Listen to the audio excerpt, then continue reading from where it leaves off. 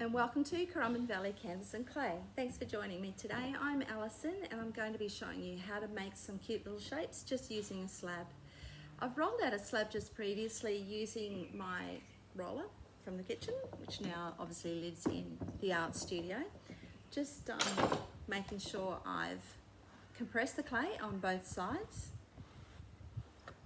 There's several things you can use to just compress the clay. Not only does it smooth it out, but it makes the clay particles sit nice and tightly together, giving you a stronger slab.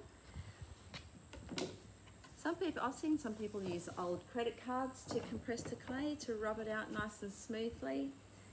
Usually we use a rib. This is a clay tool, which I buy from the clay tool supplier, and it does a great job of compressing. But if you can't get your hands on any of these clay tools at the moment, and you can get to a hardware store, you can just use these. They're found in the paint section, and they do just as good a job.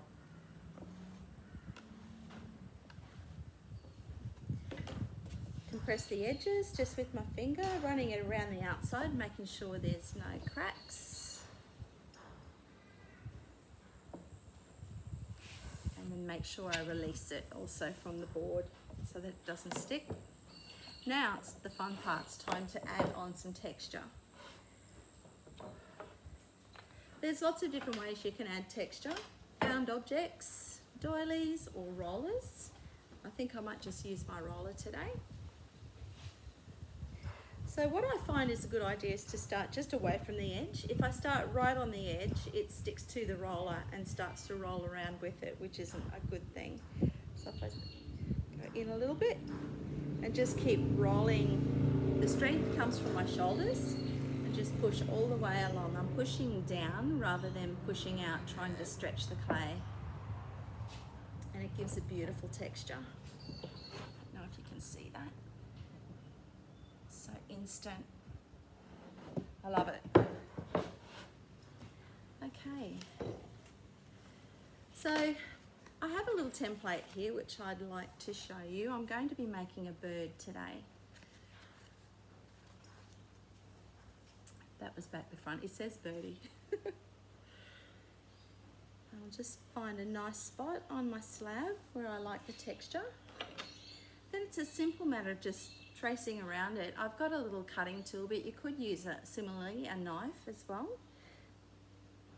and just cut around the shape. Put your cutting tool on a slight angle because it will just be much easier to cut that way. And I will include this template for you on our page so that you can print it out yourself and use it in your own studios, or you don't actually need a studio. You can use it, just have a spare desk or on the kitchen table, whichever's convenient for you. It's my little birdie's wing, part of the template.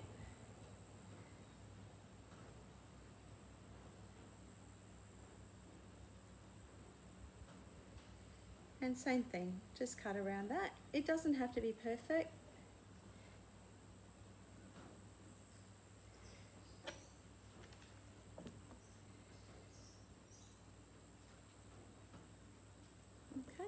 So that's the wing. There's still quite a bit of clay left over. Often if there's clay left over, I like to just quickly get out some of my little cookie cutters. It's a little birdie shape. Must be bird themed today, I think. And just to make a few little shapes in the leftover clay, because one thing, it uses up the clay so you don't have to reclaim it, and it's just a faster way for me to produce a few small things and just have them ready to fire.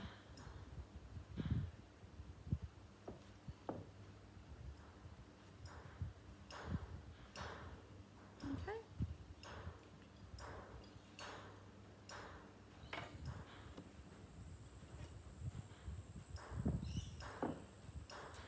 In the next video, I'll show you how to attach all of those, the wing onto the birdie, just to make sure that it works properly in the kiln when we're firing it.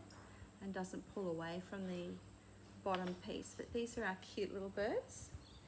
I'll also show you how to put the eye holes in the next one as well, so that you can start to hang them up and use them as a little wind chime if you want to. But they're cute, cute, cute. And you can do heart shapes or star shapes or gingerbread shapes, whatever you want, whatever you have. Thanks for joining me. Next video, I'll show you how to put all of this together. Thank you. Bye-bye.